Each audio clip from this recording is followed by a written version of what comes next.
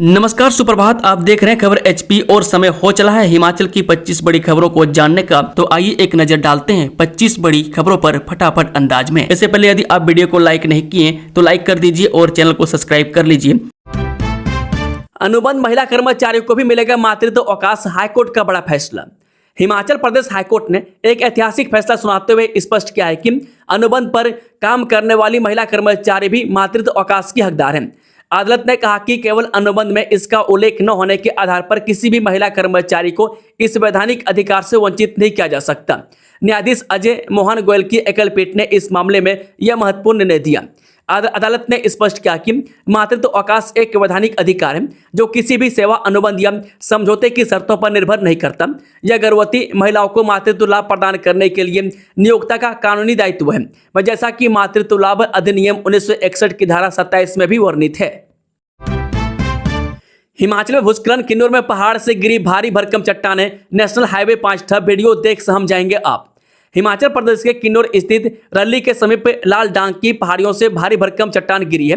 भूस्खलन से राष्ट्रीय राजमार्ग 5 अवरुद्ध हो गया है। यातायात ठप होने से दोनों जाम लग गए। भूस्खलन की यह घटना रविवार शाम 5 बजे हुई। प्रशासन हाईवे को बहाल करने में जुटा हुआ है। मॉडिफाइड साइलेंसर वाली बाइकों पर सख्ती, 10,000 तक चालान और साइलेंसर भी होगा जब्त। हिमाचल प्रदेश में अब मॉडिफाइड साइलेंसर लगाकर अनावश्यक ध्वनि प्रदूषण फैलाने वाले वाहन चालकों पर पुलिस सख्त कार्रवाई करेगी। पुलिस मुख्यालय ने राज्य के सभी जिला पुलिस अधीक्षक और यातायात इकाइयों को ऐसे वाहनों के खिलाफ विशेष अभियान चलाने के निर्देश जारी किए हैं। मोटर वाहन अधिनियम के प्रावधानों के अनुसार मॉडिफाइड साइलेंसर लगे वाहनों पर अब 10,000 रुपये तक का चालान किया जाएगा। इसके साथ ही ऐसे आपत्तिजनक साइलेंसरों को वाहन से हटाया भी जाएगा। पुलिस मुख्यालय के अनुसार मॉडिफाइड साइलेंसर से निकलने वाली तेज और विस्फोट जैसी आवाजें न केवल ध्वनि प्रदूषण को बढ़ाती है बल्कि सार्वजनिक शांति और सड़क सुरक्षा को भी गंभीर रूप से प्रभावित करती है।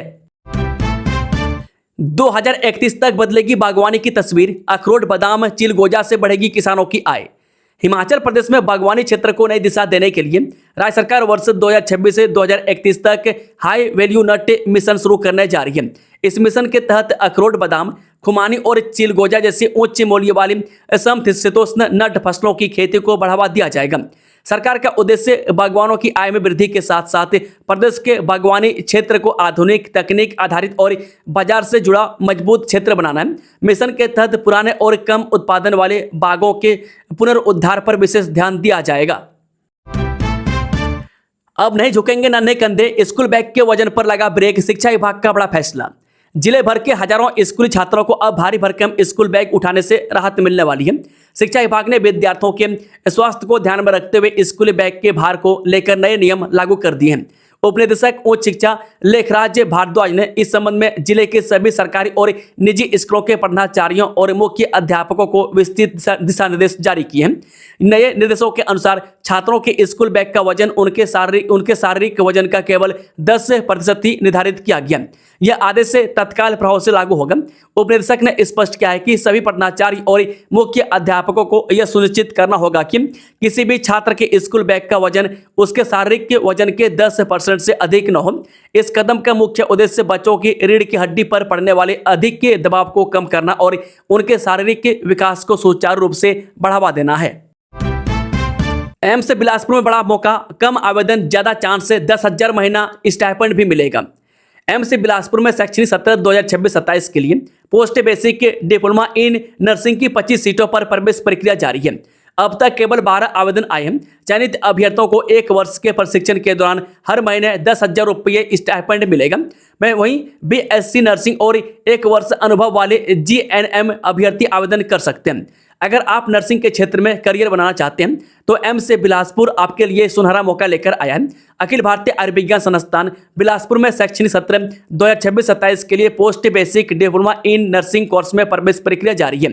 खास बात यह है कि 25 सीटों वाले इस कोर्स के लिए अब तक केवल 12 आवेदन ही प्राप्त हुए, यानी पात्र अभ्यर्थियों के पास से चयन की अच्छी संभावना है। हिमाचल के स्कूलों में पर्यावरण नहीं जलवायु समाधान भी सीखेंगे छात्र, जाने विस्तार से। पहाड़ों पर बढ़ते भूस्खलन, सिकुड़ते ग्लेशियर, अनियमित बारिश और बार बार आ रही अचानक बाढ़ की घटनाओं के बीच हिमाचल प्रदेश अब जलवायु शिक्षा के क्षेत्र में देश के लिए नई दिशा तय करने की ओर बढ़ रहा है। संयुक्त राष्ट्र शैक्षिक, वैज्ञानिक एवं सांस्कृतिक संगठन ने अपनी ताजा रिपोर्ट घाटी की गूंज में हिमाचल के लिए शिक्षा मॉडल सुझाया। यह मॉडल विद्यार्थियों को केवल पर्यावरण पढ़ाने तक सीमित नहीं करेगा, बल्कि उन्हें जलवायु संकट को समझने और उससे निपटने के लिए व्यावहारिक रूप से तैयार करेगा। शिक्षा मंत्री रोहित ठाकुर ने कहा कि विभागीय अधिकारी रिपोर्ट का अध्ययन कर रहे हैं, इसे प्रदेश में लागू किया जाएगा। पंचायतों में अब देना होगा कूड़ा शुल्क, परिवारों से 50 रुपये और संस्थानों से 3000 रुपये तक वसूली। हिमाचल प्रदेश के ग्रामीण क्षेत्रों में ठोस अपशिष्ट प्रबंधन को और मजबूत बनाने की दिशा में एक महत्वपूर्ण कदम उठाया गया।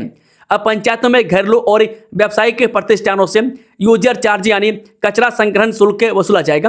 बीडीओ देहरा ने मॉडल उप निगम 2026 के तहत जारी निर्देशों के अनुपालन में सभी पंचायत सचिवों को इस संबंध में सख्त निर्देश जारी किए हैं। आयुर्वेदिक फार्मासिस्टों को एलोपैथी के समान वेतन, सरकार को एरियर देने के आदेश। हिमाचल प्रदेश हाईकोर्ट ने राज्य सरकार को एक महत्वपूर्ण आदेश देते हुए आयुर्वेद विभाग के फार्मासिस्टों को स्वास्थ्य एवं परिवार कल्याण विभाग के एलोपैथिक फार्मासिस्टों के समान वेतन और ग्रेड पे का लाभ देने का निर्देश दिया है। इस फैसले से प्रदेश के आयुर्वेदिक फार्मासिस्टों में खुशी की लहर दौड़ गई है, जो लंबे समय से इस समानता की मांग कर रहे थे। न्यायाधीश जियालाल भारद्वाज की पीठ ने कहा कि दोनों विभागों के फार्मासिस्टों को शुरू से ही समान वेतनमान मिलता रहा। ऐसे में 28 सितंबर 2012 की अधिसूचना के माध्यम से आयुर्वेदिक फार्मासिस्टों को इस लाभ से वंचित करना मनमाना और संविधान द्वारा प्रदत्त समानता के सिद्धांत के विपरीत है। अदालत ने मनोहर लाल, अमरनाथ राय और अन्य की ओर से दायर याचिकाओं पर सुनवाई करते हुए यह फैसला सुनाया। अमरनाथ यात्रा से लौट रहे श्रद्धालुओं की बस मोहटली में पलटी, कई यात्री घायल। अमरनाथ यात्रा से लौट रही यात्रियों से भरी बस राष्ट्रीय राजमार्ग पर मोहटली रैंप के पास से पलट गई। हादसे के समय बस में लगभग 57 यात्री सवार थे, जिसमें 16 यात्रियों को चोटें आई हैं। घटना की सूचना मिलते ही डीसीपी संजीव यादव की अगुवाई में थाना डमटाल पुलिस प्रशासन घटनास्थल पर पहुंचा और घायलों को सिविल अस्पताल इंदौरा के साथ साथ सिविल हॉस्पिटल पठानकोट में उपचार के लिए पहुंचाया गया। बता दें कि अमरनाथ यात्रा से लौट रहे यात्रियों ने बताया कि उन्होंने यात्रा से लौटकर जम्मू से देहरादून के लिए बस को किराए पर लिया था। जैसे ही बस डमटाल के पास पहुंची, बस चालक अपना नियंत्रण बस से खो बैठा, जिसके कारण गाड़ी सड़क के किनारे सर्विस लेन में पलट गई। पुलिस द्वारा मामला दर्ज कर आगामी कार्रवाई अमल में लाई जा रही है। ओमान तट के पास कमर्शियल जहाज पर हमला, 11 भारतीय थे सवार, 10 को बचाया, 1 लापता। ओमान तट के पास एक कमर्शियल जहाज जीएफएस ग्लेस्की पर हमला हुआ। विदेश मंत्रालय ने बताया कि जहाज पर 11 भारतीय नागरिक सवार थे, जिनमें से 10 को बचा लिया गया, जबकि एक भारतीय नागरिक अभी लापता है। विदेश मंत्रालय के अनुसार ओमान के तट पर वाणिज्यिक जहाज जीएफएस ग्लेस्की को निशाना बनाकर किए गए इस हमले के तुरंत बाद राहत और बचाव कार्य शुरू कर दिया गया। जहाज पर सवार 11 भारतीयों में से 10 को तो बचा लिया गया, जबकि एक भारतीय की तलाश अभी भी जारी है। ओमान में मौजूद भारतीय दूतावास स्थिति पर पैनी नजर रखे हुए और चल रहे रेस्क्यू ऑपरेशन में ओमान के अधिकारियों के साथ सक्रिय रूप से समन्वय कर रहा है। भारत ने संकट के बीच समय में सहयोग देने के लिए ओमान के अधिकारियों का आभार व्यक्त किया है। भर्ती प्रशिक्षण पाठ्यक्रम सफलतापूर्वक पूरा करने के बाद ही होगी कांस्टेबल के पद पर नियुक्ति। पुलिस भर्ती के अभ्यर्थियों को भर्ती प्रशिक्षण पाठ्यक्रम सफलतापूर्वक पूरा करने के बाद ही कांस्टेबल के पद पर नियुक्त किया जाएगा। यदि कोई अभ्यर्थी प्रशिक्षण पाठ्यक्रम पूरा करने या उसमें उत्तीर्ण होने में असफल रहता है तो उसकी सेवा समाप्त की जा सकती है। भर्ती अभ्यर्थियों को आरटीसी सहित 2 वर्ष की परीक्षा अवधि सफलतापूर्वक पूरी करने के बाद ही अस्थायी नियुक्ति मिलेगा।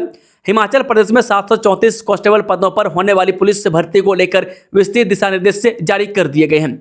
भर्ती प्रक्रिया में अंतिम मेरिट सूची में स्थान बनाने वाले अभ्यर्थियों को चिकित्सा परीक्षण और चरित्र एवं पूर्ववृत्ति सत्यापन सफलतापूर्वक पूरा करने के बाद संबंधित नियुक्ति प्राधिकारी द्वारा नियुक्ति पत्र जारी किया जाएगा। नियुक्ति से पहले सभी चयनित अभ्यर्थियों को पुलिस महानिदेशक द्वारा निर्धारित बैचों में भर्ती प्रशिक्षण पाठ्यक्रम करना अनिवार्य होगा।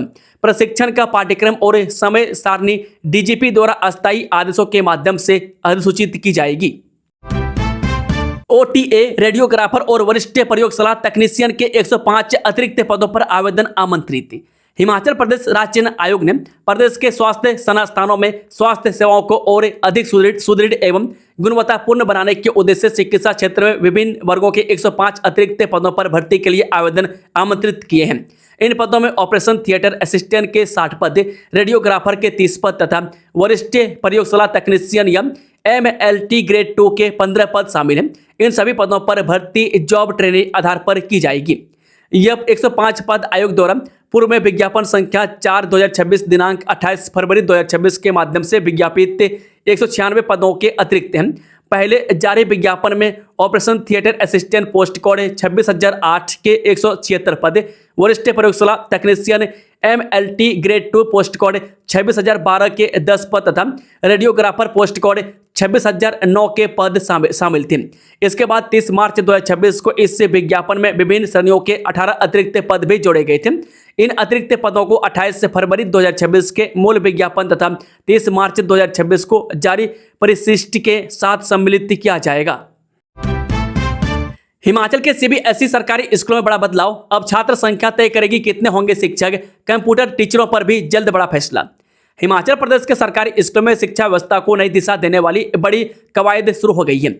लंबे समय से शिक्षकों की कमी, असमान तैनाती और आउटसोर्स कंप्यूटर शिक्षकों के भविष्य को लेकर उठ रहे सवालों के बीच सरकार ने एक साथ 2 अहम मोर्चों पर निर्णायक कदम बढ़ा दिए। अब CBSE से संबंधित सरकारी स्कूलों में कितने शिक्षक होंगे, इसका फैसला तयशुदा पदों से नहीं बल्कि विद्यार्थियों की वास्तविक संख्या और छात्र शिक्षक अनुपात से होगा।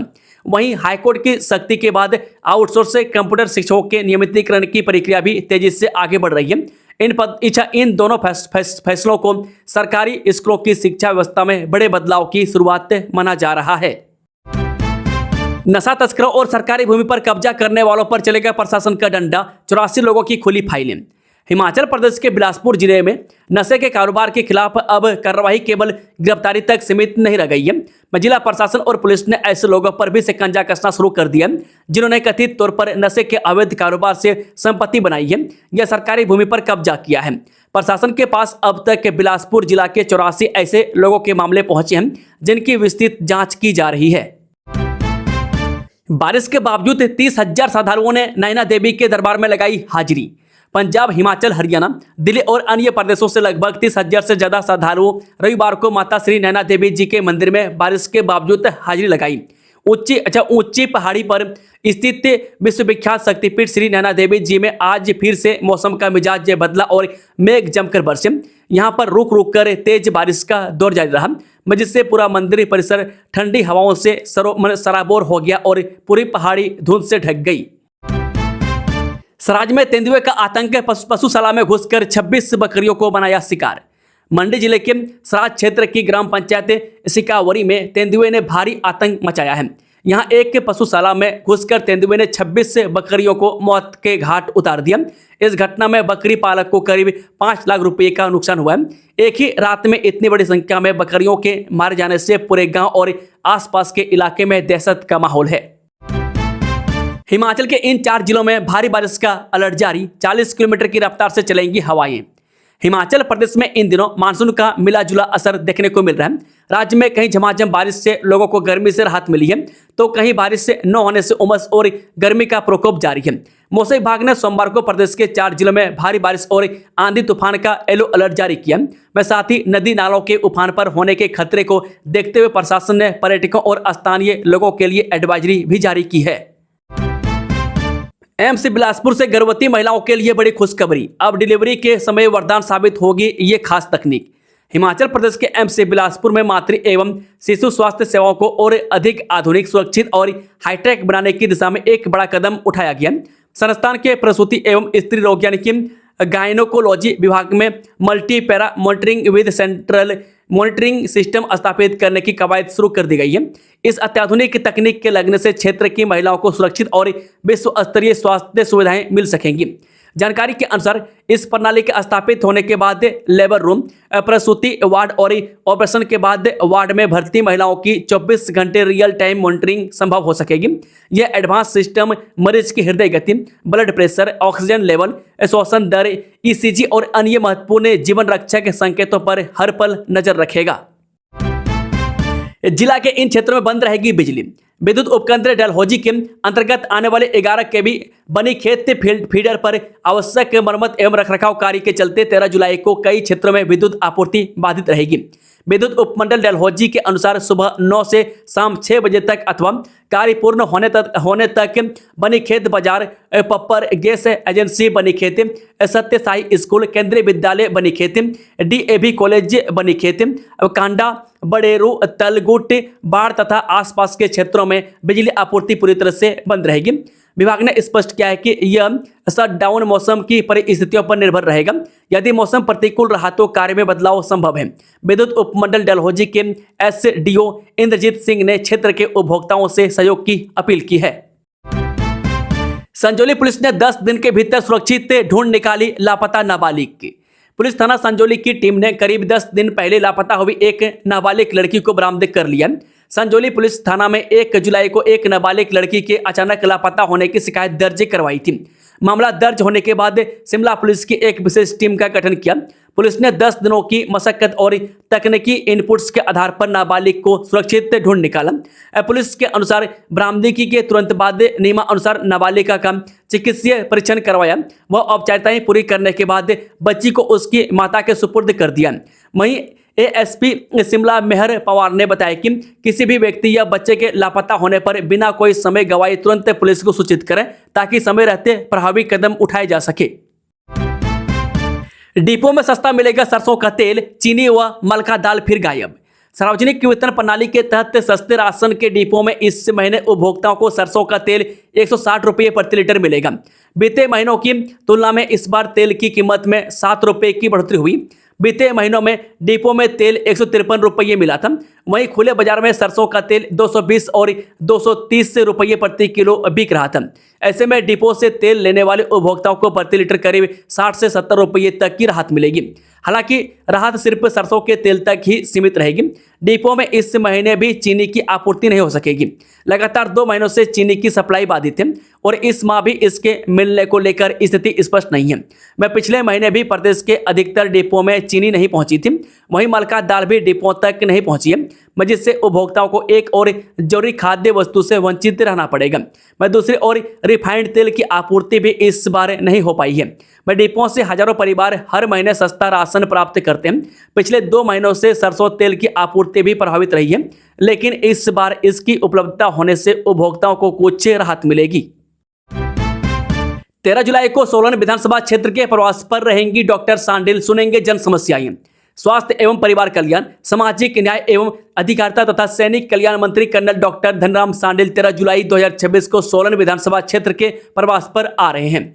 डॉक्टर सांडिल 13 जुलाई 2026 को प्रातः 10:30 बजे सोलन के राजकीय महाविद्यालय में डिजिटल पुस्तकालय का शुभारंभ करेंगे। स्वास्थ्य मंत्री तदोपरांत जन समस्याएं भी सुनेंगे। वहीं चुरलमाला मार्ग पर सुबह 8 बजे से दोपहर 12 बजे तक यातायात प्रतिबंध लागू रहेंगे। वैक्सीन, कैंसर, एंटीबायोटिक दवाओं पर QR कोड अनिवार्य, नकली दवाओं पर डिजिटल शिकंजा। देश में नकली और घटिया गुणवत्ता वाली दवाओं के बढ़ते खतरे पर लगाम कसने के लिए केंद्र सरकार ने बड़ा फैसला लिया है। अब गंभीर बीमारियों के उपचार में इस्तेमाल होने वाली दवाओं की असलियत चंद सेकंड में मोबाइल से जांची जा सकेगी। स्वास्थ्य एवं परिवार कल्याण मंत्रालय ने औषधि नियम 1945 में संशोधन कर अनुसूची यानी कि शेड्यूल H2 का दायरा बढ़ा दिया है। राजौल कचियारी फोरलेन की देरी ने बढ़ाई लोगों की टेंशन, सर्वे फाइनल न होने से असमंजस में लोग। प्रदेश में विकास की दर सबसे बड़ी और महत्वाकांक्षी परियोजनाएं कांगड़ा एयरपोर्ट का विस्तारीकरण और पठानकोट मंडी फोरलेन क्षेत्र में कई बड़ी बदलाव ला रही है। पर्यटन और सुरक्षा की दृष्टि से अहम माने जाने वाले कांगड़ा एयरपोर्ट के साथ फोरलेन भी प्रस्तावित है। मुख्यमंत्री सुखविंदर सिंह सुक्खू के ड्रीम प्रोजेक्ट कांगड़ा एयरपोर्ट के लिए सरकार ने मुआवजा राशि बांट दी और R&R देना भी शुरू कर दिया है। वायनाड भूस्खलन में लापता हुए टकोली घिरथा के विक्रम का शव बरामद। जी हां, फतेहपुर की पंचायत टकोली घिरथा के निवासी विक्रम उम्र 50 वर्ष पुत्र रंजीत सिंह का शव छठे दिन रविवार को करीबन 12 बजे बरामद हो गया। मैं शव बरामद होने के साथ ही विक्रम के सकुशल वापस लौटने की परिवार की उम्मीदों का महल धराशायी हो गया। अब विक्रम का शव सोमवार तक घर पहुंचने की उम्मीद है, जिसका अभी तक पोस्टमार्टम चल रहा है। विक्रम DBL कंपनी में बतौर इंजीनियर कार्यरत था। वायनाड में हुई त्रासदी में विक्रम 7 जुलाई को लापता हो गया था, जिसकी तलाश जारी थी। अमेरिकी हमलों से दहल उठा ईरान, US ने 140 सैन्य ठिकानों को बनाया निशाना। अमेरिका ने इस सप्ताह ईरान पर किए गए अपने तीसरे चरण के हमलों के तहत लगभग 140 ठिकानों को निशाना बनाया है। अमेरिकी सेंट्रल कमांड यानी कि सेंटकॉम ने यह जानकारी दी।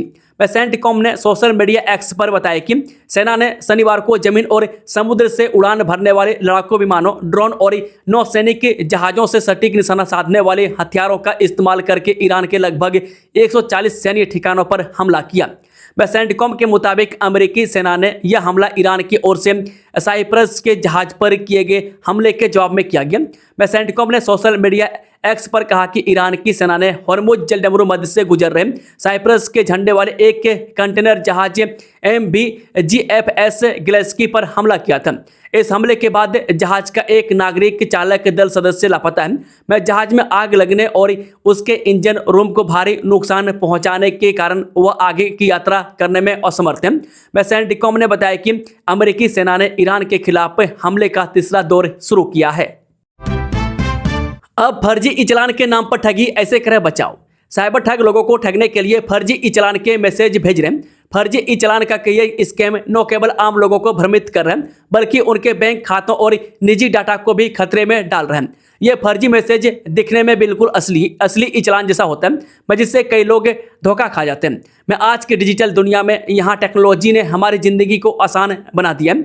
इसका फायदा उठाकर साइबर ठग नए नए तरीकों से लोगों को अपना शिकार बना रहे हैं।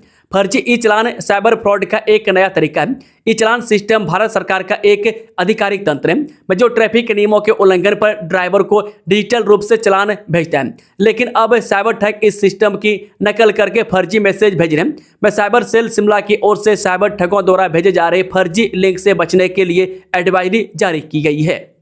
दोस्तों, खबरों का सिलसिला ये समाप्त होता है। अगर जानकारी पसंद आई हो तो वीडियो को ज़्यादा से ज़्यादा लाइक और सब्सक्राइब करें। Thank you, all the best. जय हिंद, जय भारत, जय हिमाचल।